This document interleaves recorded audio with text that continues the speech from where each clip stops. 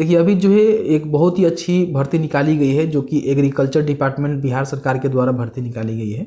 यह भर्ती जो है डिस्ट्रिक्ट लेवल पे होने वाली है, जिसकी आवेदन भी शुरू कर दिया गया है। अगर आप भी इन पदों पे आवेदन करना चाहते हैं, इच्छुक योग्य हैं, तो जरूर आवेदन करें।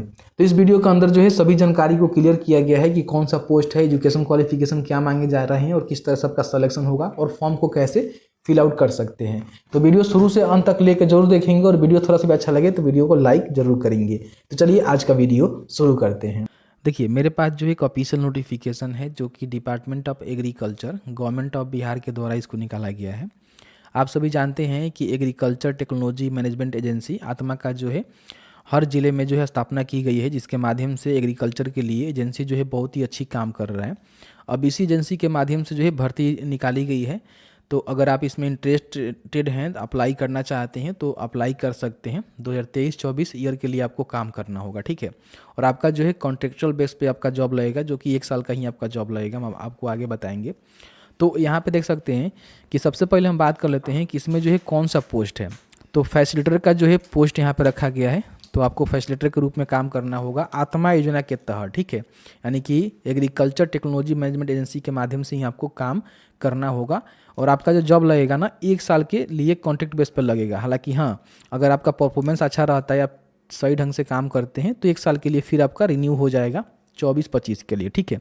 उसके आगे भी आपको विस्तार धीरे धीरे किया जाता रहता है। जिस तरह से आपका काम होता है, परफॉर्मेंस होता है, उसके हिसाब से आपको सिलेक्शन होता रहता है, बढ़ाया जाता रहता है, ठीक है। अब यहाँ पे हम बात कर लेते हैं कि अगर आप फैसिलिटेटर के रूप में काम करना चाहते हैं तो आपके पास क्वालिफिकेशन क्या होनी चाहिए। तो सबसे पहले तो ग्रेजुएशन आपने कर लिया है या फिर पोस्ट ग्रेजुएशन कर लिया हुआ है एग्रीकल्चर से या फिर हॉर्टिकल्चर से, 3 साल का एक्सपीरियंस है तो आप यहाँ पे आवेदन कर सकते हैं। साथ ही साथ जिनको 20 साल का एक्सपीरियंस है डिपार्टमेंट ऑफ एग्रीकल्चर में काम करने का, उनको जो है प्रीफरेंस यहाँ पे दिया जाएगा। ये भी बात इन्होंने यहाँ पे कहा हुआ है, ठीक है। और आपका जो उम्र होना चाहिए 65 साल से ज़्यादा नहीं होनी चाहिए, ये भी जानकारी इन्होंने यहाँ पे बताया हुआ है। उसके बाद बताया है कि आपका जो है good oral and written communication skill आपका होना चाहिए, क्योंकि इसमें जो प्रोग्राम होंगे उसमें कहीं ना कहीं आपका रिटन कम्युनिकेशन स्किल और गुड ओरल बहुत ज़्यादा ज़रूरी है, ठीक है। तो ये चीज़ होना चाहिए। उसके साथ ही साथ कंप्यूटर हैंडल करना, स्मार्टफोन और डॉक्यूमेंट हैंडल, मतलब डॉक्यूमेंट का जो डेटा बेस होता है वो तैयार करना आपको आनी चाहिए। तो कंप्यूटर भी चलाना आना चाहिए, फ़ोन भी चलाना आना चाहिए और डॉक्यूमेंट का डेटाबेस भी तैयार करना आपको आना चाहिए। कहीं ना कहीं ये एक अच्छा पोस्ट है, तो ये सारे जानकारी आपके पास होनी चाहिए, ठीक है। उसके बाद यहाँ पे हम बात कर लेते हैं कि अगर आप इसमें आवेदन करना चाहते हैं तो आवेदन कैसे करेंगे।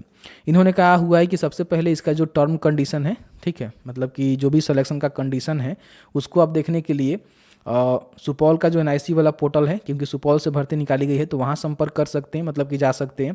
बामती का ऑफिशियल पोर्टल पर जा सकते हैं या फिर स्टेट बिहार कृषि वाला जो पोर्टल है वहाँ भी जाकर चेकआउट कर सकते हैं। जो कि जाएंगे तो ऑलमोस्ट आपको यही नोटिफिकेशन देखने को मिलेगा, दूसरा कोई नोटिफिकेशन इनके पोर्टल पर नहीं दिया गया है, ठीक है। या फिर आप चाहें तो इनके जो ऑफिस है प्रोजेक्ट डायरेक्टर आत्मा ऑफिस सुपौल में जो पड़ता है वहाँ भी ऑफिस पीरियड में संपर्क कर सकते हैं, ठीक है। अब यहाँ पे हम बात कर लेते हैं कि आवेदन कैसे करना होगा।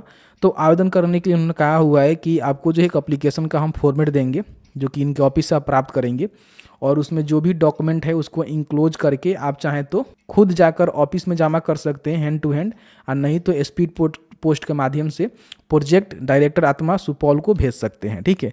इसका डेट भी रखा गया है कि 18/12 से लेकर 27/12 के बीच में आपको आवेदन करना होगा, ठीक है।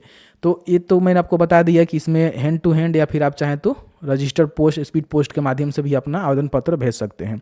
जो कि आवेदन पत्र आपको यहाँ पे नहीं मिलेगा, ऑफिस में ही मिलेगा, क्योंकि कहीं भी आप चेक करेंगे तो इसका आवेदन पत्र आपको देखने को नहीं मिलेगा।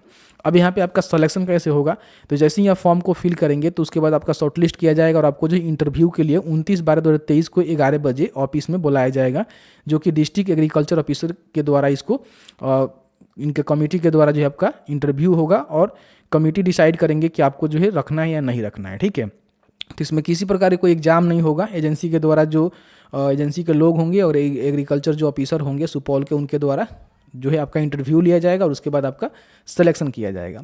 फिर आपका जो है अगेन पब्लिश किया जाएगा न्यूज़पेपर में complete of selection procedure by obtaining the applicant and fix another date. तो उसको इंटरव्यू के माध्यम से आपको कंसल्ट किया जाएगा। तो एग्रीकल्चर ऑफिसर ही इसमें cum chairman district level selection committee ही रहेगा, जिसके माध्यम से आपका सिलेक्शन होगा। इसमें ये भी कहा गया है कि डिस्ट्रिक्ट एग्रीकल्चर ऑफिसर रिजर्व करते हैं कि मतलब किसी भी समय इस वैकेंसी को एक्सेप्ट या फिर रिजेक्ट कर सकते हैं, उनके ऊपर डिपेंड करता है। तो इस तरह से जानकारी यहाँ पे निकल के आई हुई है।